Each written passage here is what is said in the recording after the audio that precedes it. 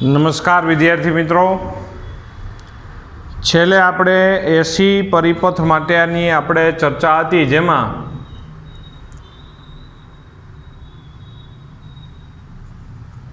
કોઈ AC supply સાથે માત્ર અવરોધ જોડી દેવામાં આવે, એસી સપ્લાય સાથે માત્ર અવરોધ જોડી દેવામાં આવે તો શું થશે એના માટેની વાત હતી કે ભાઈ એસી પરિપથ સાથે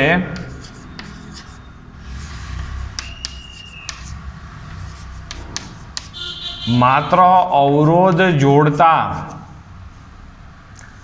તો કંઈક આવી વાત હતી અને તેમાં એક એસી સપ્લાય આવી રીતે આપણે દર્શાવીએ છીએ, એસી સપ્લાય, અને એ એસી સપ્લાય સાથે આપણે એક અવરોધવાળો પરિપથ આપણે જો દર્શાવીએ છીએ અને એસી સપ્લાય સાથે માત્ર અવરોધવાળો પરિપથ જોડીએ તો ગયા પીરિયડમાં આપણે સમીકરણ શું મેળવતા કે ભાઈ એસીનું જે ઈએમએફ છે, એસી જનરેટર એટલે ગુચેડાનું જે ઈએમએફ પ્રાપ્ત થાય એટલા જ એના ટર્મિનલ વોલ્ટેજ મળે, એટલે V બરાબર VM sin ઓમેગા ટી હતા અને સામે પ્રવાહ I બરાબર IM sin ઓમેગા ટી છે. આવી રીતે છે પ્રવાહ I બરાબર. હવે આપણે આજે છે અત્યારે પ્રશ્ન નંબર આપણે છે 4 ભણવાના છીએ, જેમાં પ્રશ્ન નંબર 4માં આપણે એક ફેઝરની રીતની મદદથી પ્રવાહ અને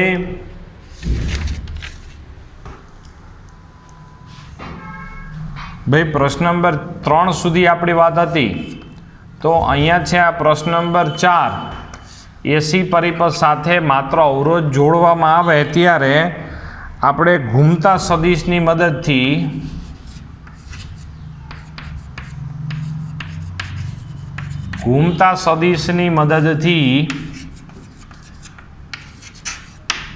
વર્ણન કરવાનું છે.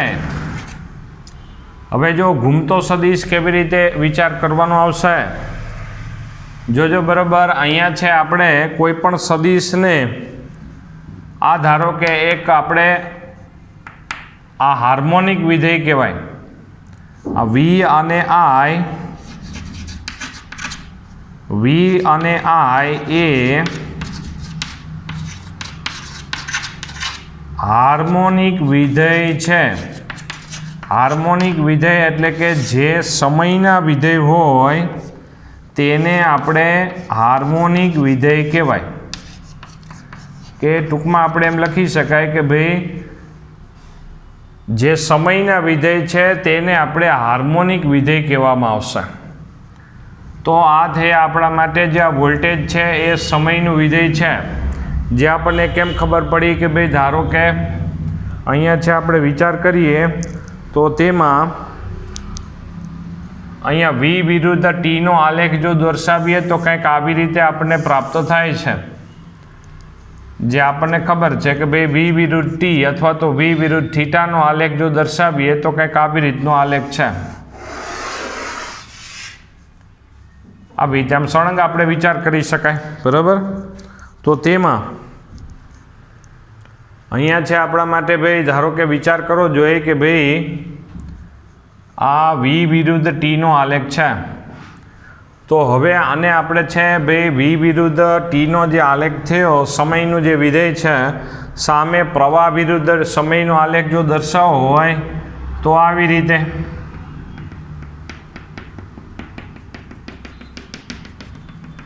આ ડોટેડ વડે આપણે પ્રવાહ વિરુદ્ધ સમયનો આલેખ દર્શાવેલો છે. આ આપણા માટે પ્રવાહ છે. તો હવે આપણે છે સમયનું વિધેય, અહીંયા સમય સાથે વોલ્ટેજ અને પ્રવાહ સતત બદલા રાખે છે, ઉલટ સુલટ થાય છે, એટલે આપણા માટે આ સમયના વિધેય છે જેને હાર્મોનિક વિધેય કહેવાય.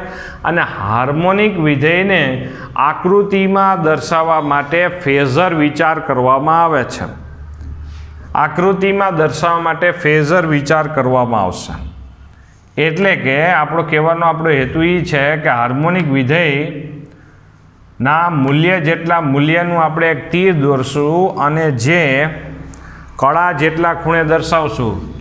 ધારો કે હાર્મોનિક વિધેય v બરાબર સમજો Vm cos ઓમેગા ટી છે, અરે સોરી સાઇન ઓમેગા ટી છે, તો આ ઓમેગા ટી એની શું થાય? કળા થાય,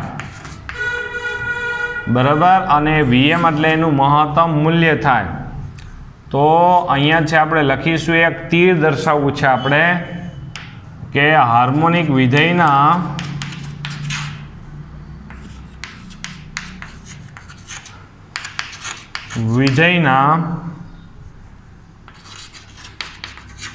મૂલ્ય જેટલા મૂલ્યના તીરને કળા જેટલા ખૂણે દર્શાવો. ધારો કે આપણે છે કે અત્યારે આકૃતિ જો વિચાર કરીએ છીએ તો અહીંયા છે આપણા માટે હાર્મોનિક વિધેય અત્યારે છે એનું મૂલ્ય v જેટલું છે એમ વિચાર કરો. તો હાર્મોનિક વિધેયનું મૂલ્ય v જેટલું છે અને એને કળા જેટલા ખૂણે દર્શાવો. તો આ vનું એક તીર દોર્યું અને એનું કળા કેટલી છે? ઓમેગા ટી જેટલી. ઓમેગા ટી જેટલા ખૂણે આપણે દર્શાવી દીધું. હવે આ હકીકતમાં ઘૂમતો સદિશ છે અને ઘૂમતા સદિશ શું કામ એને ઘૂમતો સદિશ કહેવાય? કારણ કે આ તીર જે છે એને આપણે સદિશ બોલ્યા ધારો કે, અને આ જે સમય છે કોઈને રોકાતો નથી, એટલે સમય વધતો જાય એટલે ઓમેગા ટીનું મૂલ્ય વધતું જાય, એટલે કે આવી રીતે આમ થશે. જોવો જોઈએ, આવી રીતે આમ છે ચાલશે, આવી રીતે આપણે વિચાર કરી શકાય. આ આવી રીતે આમ ફરશે. જુઓ આ છે આપણે વિચાર કરીએ તો ભાઈ અહીંયા છે આ ઘૂમતો સદિશ છે. કેવો છે? ઘૂમતો સદિશ. શું કામ? આ ખૂણો સતત વધ્યા કરે છે એટલે આ આપણા માટે ઘૂમતો સદિશ. અને ઘૂમતા સદિશને અહીંયા આપણે જો વધારે નોંધ સ્વરૂપે નામ યાદ રાખી લો, આગળ જતાં કામે આવશે, જેને આપણે ફેઝર કહેવાય. શું કહેવાય? ફરીથી v બરાબર Vm sign omega T AC voltage છે, તેને આપણે આવી રીતે દર્શાવેલું છે. જોજો બરાબર અહીંયા છે આપણા માટે આ ઘૂમતા સદિશને, આ ઘૂમતો સદિશ થયો, એને આપણે ફેઝર તરીકે ઓળખવામાં આવશે. ઘૂમતા સદિશને ફેઝર કહેવામાં આવે છે. આ ઘૂમતો સદિશ નવી વસ્તુ જે સામાન્ય રીતે આપણે કોઈ પણ તીર દોરતા કોઈ પણ ખૂણે દર્શાવતા હોય, તીર એમનેમ જળવાઈ રહેતું. જ્યારે આ ખૂણો છે એ હકીકતમાં એની કળા છે અને કળામાં સમય આવશે અને સમય તો વધે જ વધે, એટલે આ તીર આમનામ ફરે.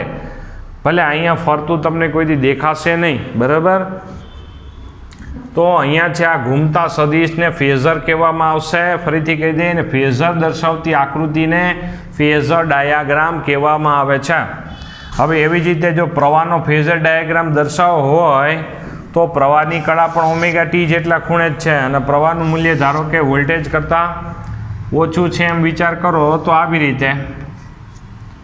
જો આ મેં અત્યારે તીર દોર્યું તે અત્યારે પ્રવાહનું તીર દર્શાવ્યું છે. જોજો બરાબર નવી જ વસ્તુ છે ટોટલી. અને આ જે પ્રવાહને આપણે કળા જેટલા ખૂણે, બેયની કળા સમાન છે, વોલ્ટેજ અને પ્રવાહ બંનેની કળા કેવી છે? સમાન છે. જોજો બરાબર. તો અહીંયા છે આપણે આમાંય દર્શાવેલું છે. જોજો આ ધારો કે ટી સમય વોલ્ટેજનું મૂલ્ય v છે, તો ટી સમય પ્રવાહનું મૂલ્ય ધારો કે આટલું છે. જોજો ભાઈ આવી રીતે દર્શાવતી એક આકૃતિ પ્રશ્ન નંબર તમને 4માં દર્શાવેલી છે. તો અહીંયા જો પ્રશ્ન નંબર 4 જો આપણે અક્ષરશઃ જો વાંચીએ તો કંઈક આ વસ્તુ છે કે ભાઈ ફેઝર એટલે ઘૂમતો સદિશ. આ ફેઝર એટલે આપણા માટે ઘૂમતો સદિશ છે. v અને i ફેઝરના માન આધારિત રાશિઓના કંપ વિસ્તારના મહત્તમ મૂલ્ય Vm અને Im છે. આ બેયના કંપ વિસ્તારના મૂલ્યો એટલે કે મહત્તમ Vmનું મૂલ્ય આ છે અને મહત્તમ પ્રવાહનું મૂલ્ય Im છે. આકૃતિમાં કોઈ t1 સમય, કોઈ t સમય આપણે છે વોલ્ટેજ અને પ્રવાહના ફેઝર અને તેમની વચ્ચે સંબંધ દર્શાવે છે. આકૃતિમાં કોઈ t સમય વાત છે, બરાબર. વોલ્ટેજ અને પ્રવાહના ઉર્ધ્વ અક્ષ પરના પ્રક્ષેપો વીએમ સાઇન ઓમેગા ટી અને આઈએમ સાઇન ઓમેગા ટી તે ક્ષણ અનુક્રમે વોલ્ટેજ અને પ્રવાહના મૂલ્યો દર્શાવે છે. ધારો કે અહીંયા અમને સાઇન નો ઉર્ધ્વ અક્ષ પરના પ્રક્ષેપ લ્યો જોઈએ, એટલે ઉર્ધ્વ અક્ષ પરનો પ્રક્ષેપ એટલે એનો સાઇન ઘટક લ્યો જોઈએ, અથવા તો કારણ કે સામેનો ઘટક લેવો હોય તો આપણે અહીંયા સાઇન લેવો પડે, તો આનો આપણે સાઇન ઘટક લ્યો જોઈએ, તો અહીંયા આપણે વીએમ સાઇન ઓમેગા ટી અને આઈએમ સાઇન ઓમેગા ટી પ્રાપ્ત થશે, જે અહીંયા ઉર્ધ્વ અક્ષ પરના પ્રક્ષેપ દર્શાવેલા છે. જોવું જોઈએ આવી રીતે અહીંયા છે આપણા માટે વીએમ સાઇન ઓમેગા ટી ને અહીંયા આવી રીતે આ છે આપણા માટે વીએમ સાઇન ઓમેગા ટી ને આ ઉર્ધ્વ અક્ષ એટલે કે સાઇન ઘટક થયો તે આઈએમ સાઇન ઓમેગા ટી વડે દર્શાવેલ છે. તો અહીંયા છે આમ ફેઝર એટલે હાર્મોનિક વિધેયના મૂલ્ય જેટલા મૂલ્યના તીરને કળા જેટલા ખૂણે દર્શાવો. આમ ફેઝર એટલે કે આ તીર છે એ શું છે, તીરનું નામ શું પાડ્યું, ફરીથી કહી દઈએ ફેઝર, એટલે કે ગુજરાતીમાં કેવું હોય તો ઘૂમતો સદિશ, બરાબર. એને કેવી રીતે દર્શાવે છે, એના મહત્તમ મૂલ્ય જેટલા મૂલ્યના તીરને કળા જેટલા ખૂણે દર્શાવીએ છીએ. જોજો બરાબર. તો આ આપણે શું કર્યું, પ્રશ્ન નંબર 4માં ઘૂમતા સદિશ વડે આર પરિપથ માટે એટલે કે માત્ર અવરોધ જ હોય એસી સપ્લાયમાં એમાં વોલ્ટેજ અને પ્રવાહની રજૂઆત કરી આપણે. હવે ત્યાર પછી આપણે વાત કરીએ છીએ ઇન્ડક્ટર માટે. ઇન્ડક્ટર માટે આપણે જો ચર્ચા કરવા જઈ રહ્યા છીએ એટલે માત્ર આપણે શું જોડીશું અત્યારે ઇન્ડક્ટર. પ્રશ્ન નંબર 5માં ચેપ્ટર નંબર 7માં જે આપણે પેલો આ નોંધ બનાવેલી છે એ બરાબર મગજમાં રાખજો. આપણે અડધું ચેપ્ટર પૂરું થઈ જશે તે દરમિયાન જે પેલો આપણે નોંધ બનાવેલી હતી એને આપણે સાબિત કરીશું, ત્યાં સુધી પહોંચી જશું. અત્યારે કટકે કટકે આપણે ચાલશું ને દિશા આપણી જ છે કઈ જ બાજુ જવું છે. તો અહીંયા માત્ર આપણે ઇન્ડક્ટર આપણે જો દર્શાવ્યું અને ઇન્ડક્ટરને આપણે છે એની સાથે સંકળાયેલ રાશિ ઇન્ડક્ટન્સ આપણે એલ વડે દર્શાવ્યું. પ્રશ્ન શું છે કે ઇન્ડક્ટરને પ્રશ્ન નંબર 5 ઇન્ડક્ટર સાથે એસી સપ્લાય જોડો તો આપણે શું કરવાનું છે, વોલ્ટેજ અને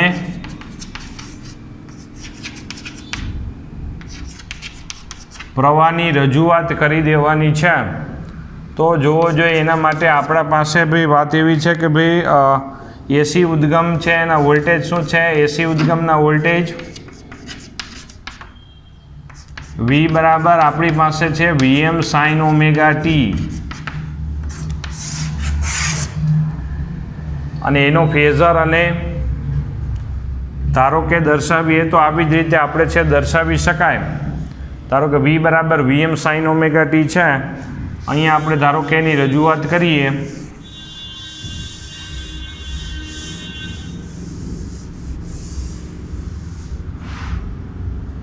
વીનું પદ એમનેમ જ આપણે છે દર્શાવવાનું થાય છે. જોજો બરોબર.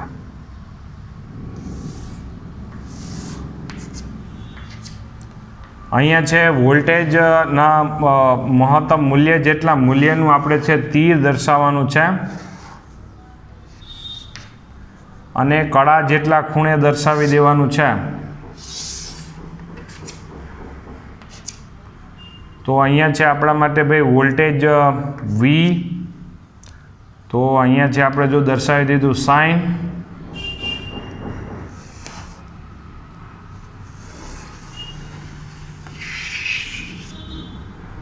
આવી રીતે વી વડે દર્શાવી દીધું. જોજો બરોબર.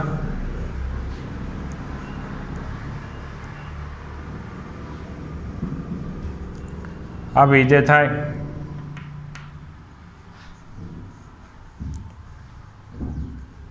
તો મહત્તમ મૂલ્ય જેટલા મૂલ્યના તીરને કળા જેટલા ખૂણે દર્શાવવા અને કળા છે ઓમેગા ટી.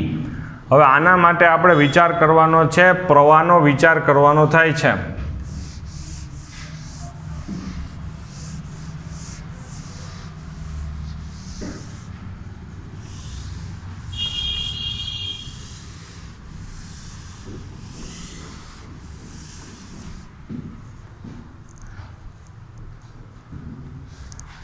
તો તેના માટે આપણે છે ભાઈ કિર્ચોફનો બીજો નિયમ લાગુ પાડવાના છીએ આ પરિપથમાં.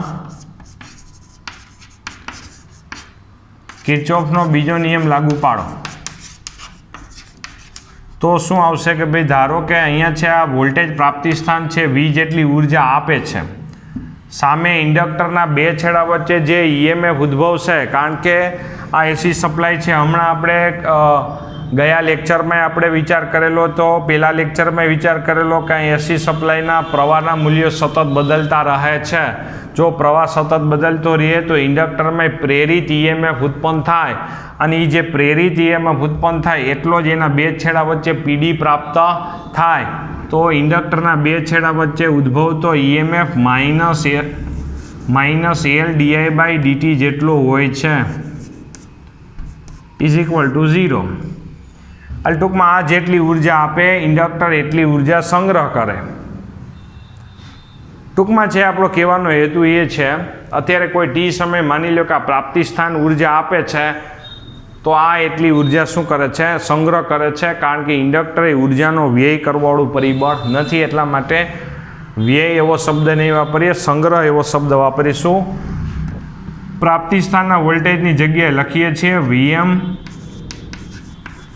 sin omega t minus L di/dt is equal two 0. આને આપણે આ બાજુ લઈ જાઓ એટલે પ્લસ થઈ જશે, એટલે કે અહીંયા આપણે લખીશું Vm sin omega t is equal two L di/dt.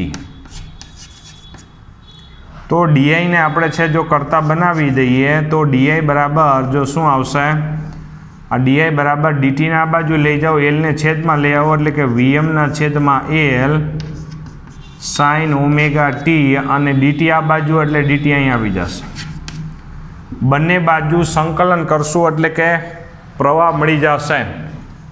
બંને બાજુ સંકલન કરવામાં આવતા સંકલન કરતા જો શું આવશે? Integration DI is equal to VM એટલે કે મહત્તમ વોલ્ટેજ એટલે કે આનું પીક પોઈન્ટ છે તે આમ સામાન્ય રીતે અચળ વસ્તુ ગણાય એટલે એ સંકલનની બહાર સાઇન ઓમેગા ટી ડીટી જોજો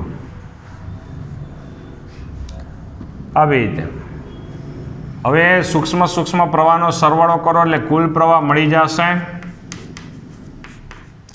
સાઇન ઓમેગા ટીનું સંકલન શું થાય? માઇનસ કોસ થાય. આ માઇનસ કોસ ઓમેગા ટી છેદમાં ઓમેગા આવી જાય તો અહીંયા છે આપણે વીએમના છેદમાં omega L minus cos omega T minus cos omega ટીની જગ્યાએ આપણે લખી શકાય, જોજો બરોબર, માઇનસ કોસ ઓમેગા ટીની જગ્યાએ લખી શકાય સાઇન ઓમેગા ટી માઇનસ π/2. કોસની જગ્યાએ સાઇન તો થાય જ π/2ના તફાવતથી, પણ માઇનસ કોસ ઓમેગા ટી હોય તો આપણે લખી શકાય સાઇન ઓમેગા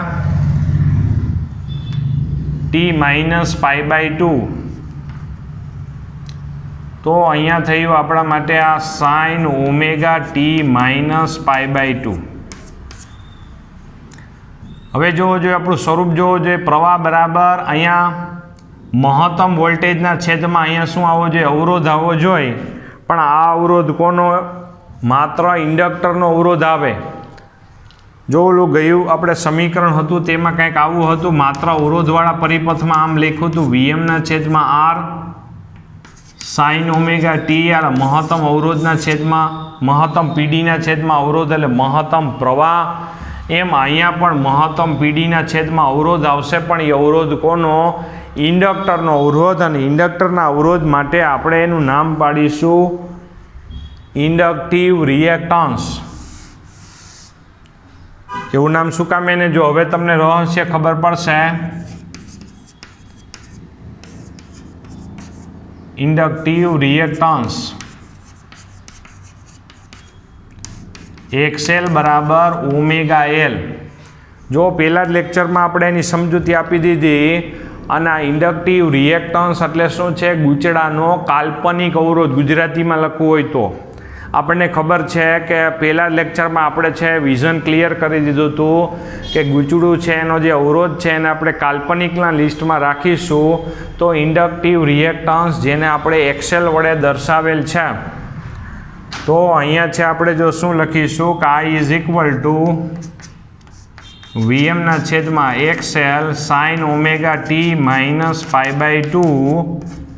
એટલે એક્સેલ મહત્તમ પીડીના છેદમાં અવરોધ, એટલે આપણા માટે થાય મહત્તમ પ્રવાહ.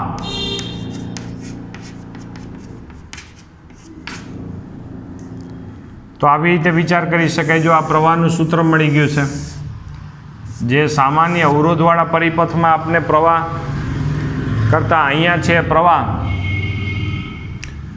હવે આપણે છે એની કળા લેવી હોય તો અહીંયા માઇનસ ઓમેગા ટી જેટલી કળા આવશે, અથવા તો આપણે આમ લખી શકીએ ઓમેગા ટી માઇનસ π/2. એટલે આનાથી π/2 જેટલી ઓછી. જો પ્રવાહની કળા આપણે શું લખીશું? પ્રવાહની કળા વોલ્ટેજ કરતાં π/2 જેટલી ઓછી છે, કારણ કે વોલ્ટેજની કળા કેટલી આપણે લીધી હતી? Omega T. તો પ્રવાહની કળા શું થાય? હકીકતમાં π/2 જેટલી ઓછી એટલે માઇનસ. પ્રવાહની કળા એ π/2 જેટલી ઓછી, એટલે કે આનાથી π/2 જેટલી ઓછી, એટલે કે આમ આવશે ઓમેગા ટી માઇનસ π/2. અને આ થઈ ગયું પ્રવાહ માટે. તો હવે જો ધારો કે પ્રવાહનું આપણે છે આલેખ જો દર્શાવવો હોય તો એ માઇનસ કોસનો આલેખ આવે. કોસનો આલેખ સામાન્ય રીતે આમથી આમ મહત્તમથી ચાલુ થાય, પણ માઇનસ કોસનો આલેખ છે એ વિરુદ્ધથી ચાલુ થાય. આવી રીતે જોજો, જ્યારે છે વોલ્ટેજ મહત્તમ હોય ત્યારે કોસની વેલ્યુ હંમેશા 0 થઈ જાય. વોલ્ટેજ 0 હોય ત્યારે કોસની વેલ્યુ શું થાય? મહત્તમ થાય. અહીંયા વોલ્ટેજ છે મહત્તમ છે તો કોસની વેલ્યુ ત્યારે શું થાય? 0 થાય. અને અહીંયા વોલ્ટેજ 0 છે ત્યારે કોસની વેલ્યુ પાછી મહત્તમ થાય, અહીંયા પાછી 0. તો આવી રીતે આપણે પ્રવાહ વિરુદ્ધ ભાઈ સમયનો આલેખ આપણે દર્શાવી શકાય. આ માઇનસ કોસનો આલેખ જ દોર્યો, અથવા તો એમ કહેવાય કે સાઇન ઓમેગા ટી માઇનસ π/2નો આલેખ દર્શાવ્યો છે એમ કહેવાય. π/2નો તફાવત આવે એટલે હંમેશા શું હોય કે આ વોલ્ટેજ સાઇનનો હોય તો પ્રવાહ છે એ કોસનો આલેખ બની જશે. તો અહીંયા જો આવી રીતે તમને આ ફેઝર ડાયાગ્રામ થઈ ગયો. આપણે કોના માટે ફેઝર ડાયાગ્રામ થયો? આપણે માત્ર એલ દર્શાવતા પરિપથ માટે થયો. ફરીથી વોલ્ટેજ તો એમનેમ જ હતું, પણ વોલ્ટેજની જે કળા હતી એના કરતાં પ્રવાહની કળા π/2 જેટલી ઓછી, એટલે આ બે વચ્ચે તફાવત π/2નો છે એમ કહેવાય. તો આ થઈ ગયું. આવી રીતે જોજો, અહીંયા આવી રીતે દર્શાવી શકાય. બે સમાન સમયે બેયની વેલ્યુ આવી રીતે છે. અહીંયા આપણે ખાસ નિષ્કર્ષ લીધો, જ્યારે આપણે અવરોધ માટે શું માત્ર અવરોધવાળો પરિપથ હતો એસી સપ્લાયવાળો, તેમાં શું હતું કે વોલ્ટેજ અને પ્રવાહ બેની કળા સમાન હતી. જ્યારે ઇન્ડક્ટરવાળો પરિપથ જોડો તો વોલ્ટેજ અને પ્રવાહ બેની કળા સમાન રહેતી નથી. તો પ્રશ્ન નંબર 5 તમે જોઈ શકો, જેની આપણે વાત થઈ. જો પહેલા પરિપથ છે, પછી Vm સાઇન ઓમેગા ટી વાળું પદ છે, પછી કિર્ચોફનો બીજો નિયમ ઉર્જા સંરક્ષણ દર્શાવે છે =0 કરીને, પછી આ V માઇનસ L di/dt =0. અને સમેશન પહેલાં જો અહીંયા સમેશન એપ્સાઇલોન ટી =0, એટલે કોઈ પણ ટી સમયે કુલ ઉર્જા 0 હશે. કુલ ઉર્જા 0 એટલે કે જે લોકો જેટલી ઉર્જા આપતા હશે બીજો એટલી સંગ્રહ કરતા હશે અથવા તો વ્યય કરતા હોય, એટલે ટોટલ 0 લખીએ છીએ. બરાબર. ત્યાર પછી અહીંયા છે આપણા માટે જો આ પદ અને એનું સંકલન કર્યું. સંકલન પછી છેલ્લે આપણે ફાઇનલી છે આપણને આ પદ આપણે પ્રાપ્ત થયું જોવું જોઈએ. અહીંયા છે Im sine omega T minus π/2. એટલે આપણે છે લખ્યું કે ભાઈ આ એક્સેલ એટલે નવી વસ્તુ આવી, ઇન્ડક્ટિવ રિએક્ટન્સ એક્સેલ વડે દર્શાવીએ છીએ. જોજો બરાબર. અને અહીંયા છે પ્રવાહ એ વોલ્ટેજ V કરતાં કળામાં π/2 જેટલો પાછળ રહી ગયો છે. પછી આ ફેઝર ડાયાગ્રામ દર્શાવતી આકૃતિ ત્યાં બાજુમાં લખી નાખો કે આ ફેઝર ડાયાગ્રામ કહેવાય. આ તીર છે એને ફેઝર કહેવાય, અને ફેઝર દર્શાવતી આકૃતિને ફેઝર ડાયાગ્રામ કહેવામાં આવે છે. ખાસ બાબત, જો આ બધી નવી વેરાયટી છે.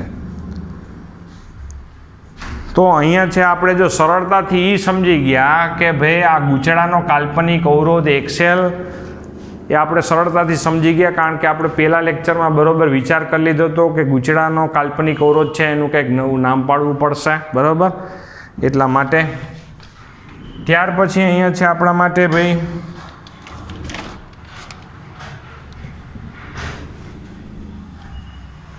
પ્રશ્ન નંબર 5 પછી પ્રશ્ન નંબર 6 ઇન્ડક્ટર વાળા એસી પરિપથનો સરેરાશ પાવર આપણે વિચાર કરવાનો.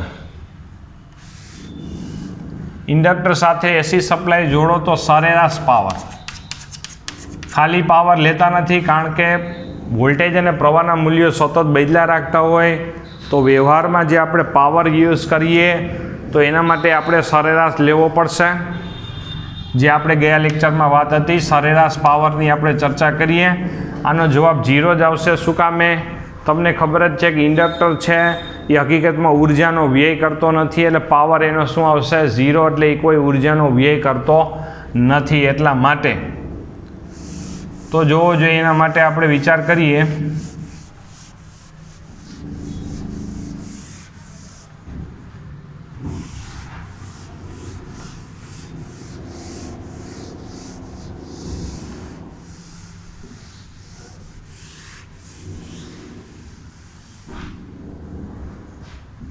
તો અહીંયા છે આપણા માટે ભાઈ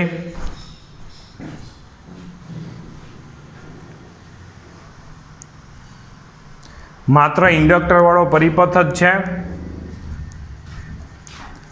અને તેમાં પાવરની વાત કરવાની છે. તો પ્રવાહનું સમીકરણ શું આવ્યું હમણાં જ? જો અહીંયા I બરાબર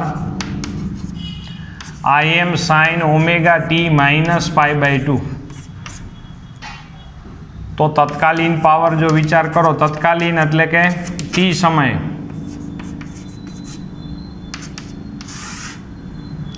ટી સમય પાવર વિચાર કરો તો P બરાબર અહીંયા શું આવશે? V × I આવશે. તો અહીંયા છે ભાઈ V બરાબર શું આવશે? Vm sin ઓમેગા ટી, અને એવી જ રીતે અહીંયા I બરાબર શું આવશે? Im sin omega T minus π/2. હવે સરેરાશ પાવર જો વિચાર કરીએ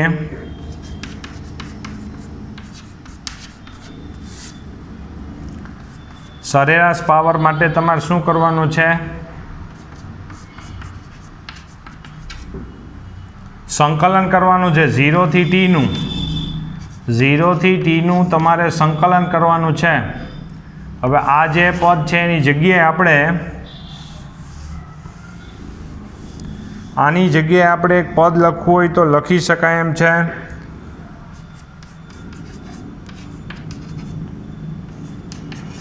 sin 2 ઓમેગા t/2. હવે જો સરેરાશ લઈએ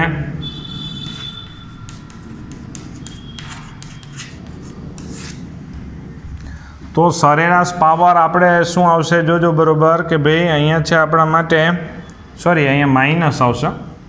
sin ઓમેગા t માઇનસ π/2 ની જગ્યાએ આવશે માઇનસ sin 2 ઓમેગા t/2. આવી રીતે પદ આવશે જોજો. તો સરેરાશ પાવર લ્યો તો શું આવશે ભાઈ? Im Vm/2 minus sin omega T નું આપણે શું કરવાનું હોય? 0 થી T સુધીનું સંકલન કરવાનું અને T વડે એને ભાગી નાખવાના. એનો જવાબ આપણને 0 પ્રાપ્ત થશે. શું કામે 0 પ્રાપ્ત થાય એનો જવાબ? કારણ કે અહીંયા છે sin 2 ઓમેગા ટી છે, સાઇનની અડધી સાયકલ દરમિયાન પ્લસ વેલ્યુ આવે, બાકીની અડધી સાયકલ દરમિયાન માઇનસ વેલ્યુ આવે, એટલે અહીંયા સંકલન 0 થઈ જાય. એટલે આપણે એનો મતલબ એવો થયો કે ઇન્ડક્ટર એ પરિપથની ઉર્જાનો વ્યય કરતો નથી, સરેરાશ વ્યય કરતો નથી, એમ આપણે કહી શકાય. તો અહીંયા સુધી આપણે જો બરોબર વિચાર રાખીએ, વધુ અહીંથી આગળ પણ વધી શકાય એવું.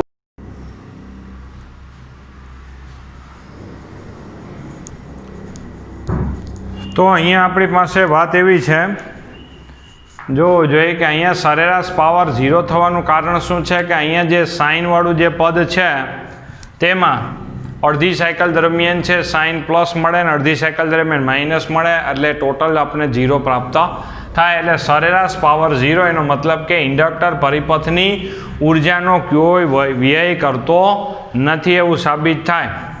તો એ આપણે બીજી રીતે જો આપણે વર્ણન કરવું હોય તો પણ કરી શકાય એવું છે. અને એના માટે આપણી પાસે જોવું જોઈએ પ્રશ્ન નંબર 7 આપણે છે હજી બાકી રાખીએ છીએ ભણવા માટે.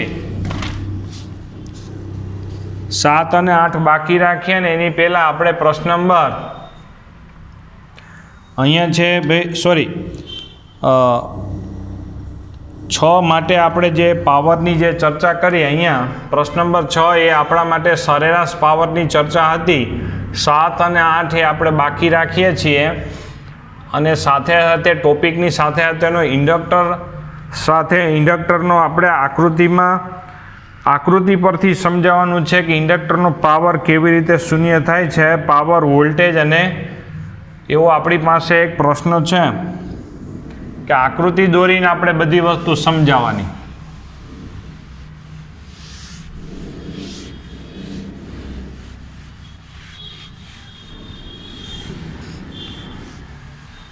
જો 7 અને 8 પ્રશ્નો આપણે હજી ભણવાના બાકી જ છે, જે આપણે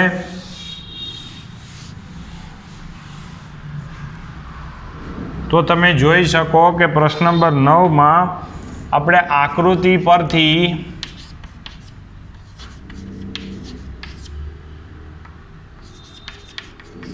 દર્શાવો કે પાવર શૂન્ય હોય. સાથે સાથે આપણે શું કરવાનું છે, વોલ્ટેજ અને પ્રવાહની પણ સાથે સાથે ચર્ચા કરી દેવાની છે.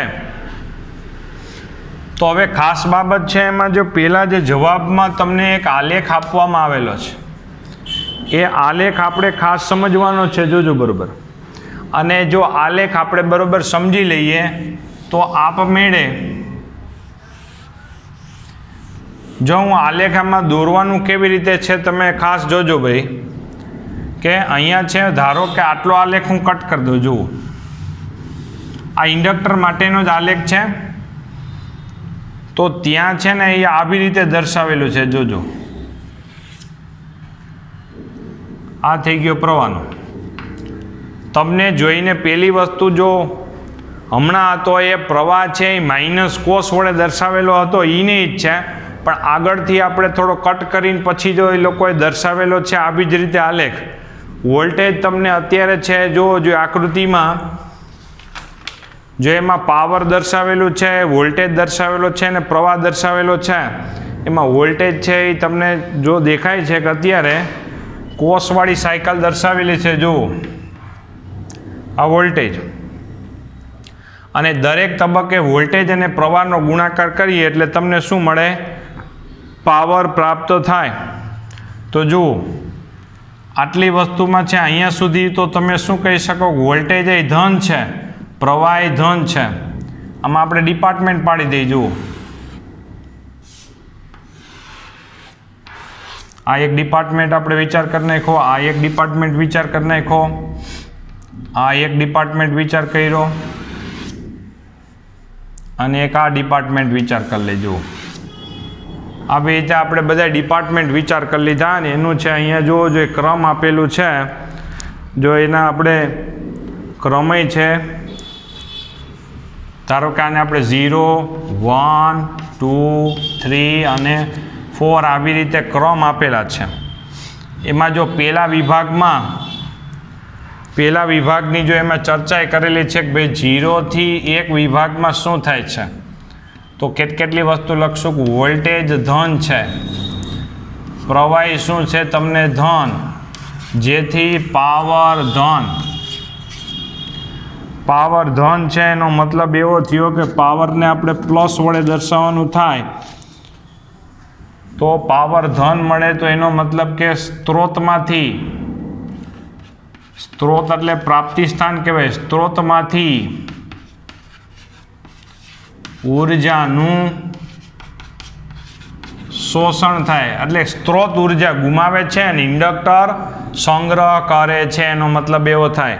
જો પાવર માટે હું દોરું છું અત્યારે સાથે સાથે, બરાબર, આમાં પાવર ધન આપણને મળે છે 0 થી 1માં, એવું આપણે છે દર્શાવવાનું છે. જોજો તેમાં આપણે છે પાવર અત્યારે યલો કલરથી હું દર્શાવી દઉં છું. જોજો બધા આલેખ ભેગા થશે એટલે કે તમને જોવામાં તકલીફ પડે એવું બને.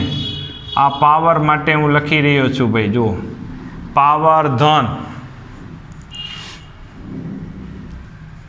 સામે આપણે ફ્લક્સનો વિચાર કરી શકાય ને એક આકૃતિ જો એમાં દર્શાવેલી છે કે જેમાં આવી રીતે ભાઈ આ ગૂંચળું છે, ગૂંચળાની વચ્ચે એક માધ્યમય દર્શાવવામાં આવશે, કારણ કે પ્રવાહ પસાર થાય ગૂંચળામાં તો ચુંબકીય ક્ષેત્ર રેખાઓ ઉત્પન્ન થાય ને સેમે માધ્યમય પોતાનું ચુંબકીય ક્ષેત્ર ઉત્પન્ન કરે.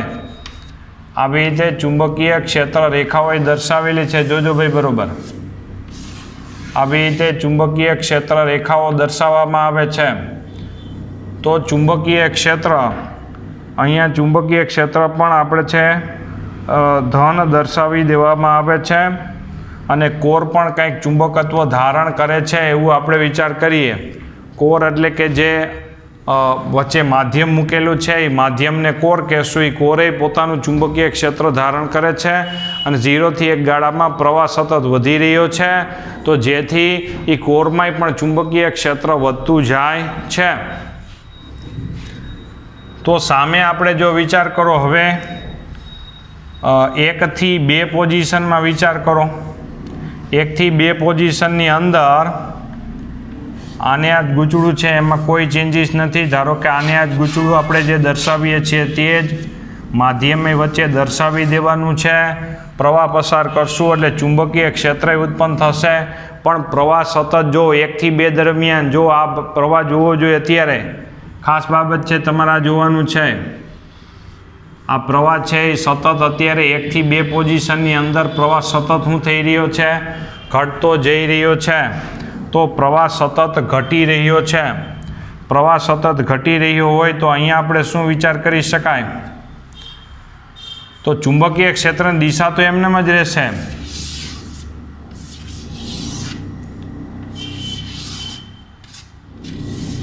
ચુંબકીય ક્ષેત્રની દિશા તો એમનેમ જ રહેશે. એટલે અહીંયા ચુંબકીય ક્ષેત્ર, ચુંબકીય ફ્લક્સ માટે પણ ડોટેટવાળી એક આકૃતિ તૈયાર કરેલી છે.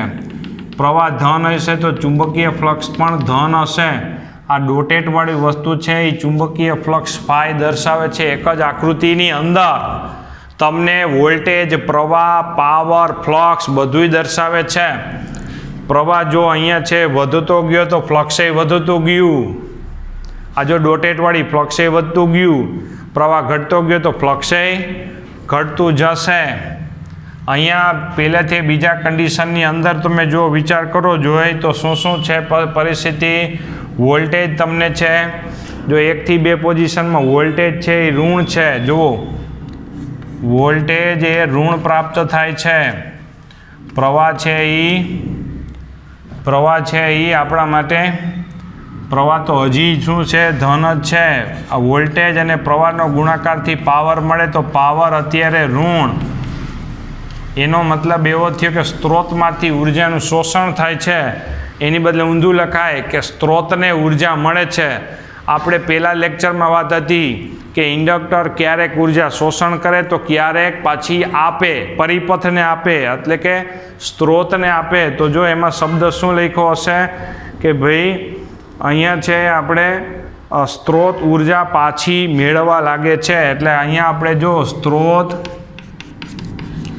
ઉર્જા મેળવી તો જો પાવરનું શું થશે? પાવર અત્યારે ઋણ પ્રાપ્ત થશે. જો આ ઋણ, આ પાવર ઋણ પ્રાપ્ત થયો. જોજો આ પાવર માટે વિચાર કરેલું છે. આ પાવર છે એ ઋણ પ્રાપ્ત થાય છે. જો આ પાવર માટે સેમ એવી રીતે હવે ફરીથી પાછું 2 થી 3 દરમિયાન શું થશે? 2 થી 3 દરમિયાન જોવો જોઈએ. આને જ આપણે ગૂંચળું, બરાબર, વચ્ચે આપણે માધ્યમ, પ્રવાહની દિશા બદલે તો ચુંબકીય ફ્લક્સની દિશા પણ શું થશે? બદલશે. એટલે કે પહેલાં કરતાં વિરુદ્ધ થઈ જશે. પહેલાં ક્ષેત્ર રેખાઓ આમ આવતી હતી એની બદલે હવે આમ જશે. બરાબર, એવું આપણે કહી શકાય. વોલ્ટેજ અને પ્રવાહ માટે જો લખી નાખીએ તો વોલ્ટેજ અહીંયા શું આવશે? જોજો ભાઈ, વોલ્ટેજ હજી પણ શું આવશે? માઇનસ જ આવશે. બીજું પ્રવાહ અહીંયા શું આવશે? ઋણ આવશે. પ્રવાહી ઋણ છે, જો બંને ઋણ. બીજા અને ત્રીજા વચ્ચે જોજો, બરાબર, પ્રવાહી ઋણ છે. વ્હાઇટ કલરથી દર્શાવેલું આ જે વોલ્ટેજનું છે, આ વ્હાઇટ કલરથી દર્શાવેલું એ વોલ્ટેજ છે, જોજો, બરાબર. તો વોલ્ટેજ એ અત્યારે તમને ઋણ, બે ઋણ હોય તો પાવર બેના ગુણાકારથી મળે તો પાવર છે એ આપણને ધન મળે એટ એ ટાઈમ. તો પાવર ધન મળશે તો પાવર ધન પાવર જો દર્શાવેલું છે તો આ ગાળા દરમિયાન પાવર છે એ આપણને ધન મળશે, એટલે કે પ્લસ. બરાબર. એવી જ રીતે ત્રીજાથી ચોથા ગાળા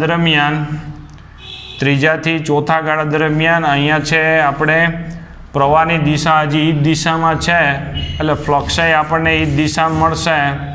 આ ફ્લક્સ એને એ જ દિશામાં મળશે. પણ વોલ્ટેજ અહીંયા શું છે તમે જોઈ શકો. વોલ્ટેજ જોવો જોઈએ. હવે 3 થી 4 ગાળામાં વોલ્ટેજ ધન છે, પ્રવાહ શું છે? ઋણ છે. તો પાવર શું થશે? ઋણ પ્રાપ્ત થશે. પાવર ઋણ પ્રાપ્ત થશે એટલે પાવર માટે આવી રીતે આપણે હવે દર્શાવી શકાય. જોજો, બરાબર, આ પાવર માટે આપણે જો દર્શાવી દીધું, પાવર આપણને છે આમાં ઋણ પ્રાપ્ત થયો. પાવર ધન પાવર પ્રાપ્ત થાય એટલે એમ કહેશો સ્ત્રોતમાંથી ઉર્જાનું શોષણ થાય,